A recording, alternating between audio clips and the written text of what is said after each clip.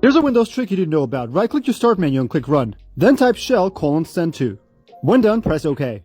By the way, please follow if you want to see more. In the folder that opens up, scroll down and find a folder you commonly use and drag it in there. Now when you right-click on any file, you can quickly send it to that folder.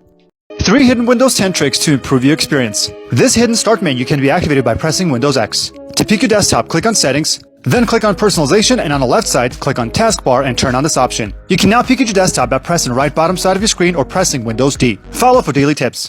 PC tips that you might not know. Here is how to go into God mode for Windows. Did you know that Windows has a secret control panel where you can change all of your OS settings? Create a folder on your desktop and name it exactly this. Once created, open it up and there are all the settings for Windows in one place that you can change. Like and follow for more PC tips. Here's how you can speed up your old computer right now in 10 seconds. Share this video with a friend. In your Windows search bar, type in msconfig, then click on it. Switch to the boot option, then click on Advanced, click on Number of Processors, and select the highest number. When done, press OK and come back for part 22.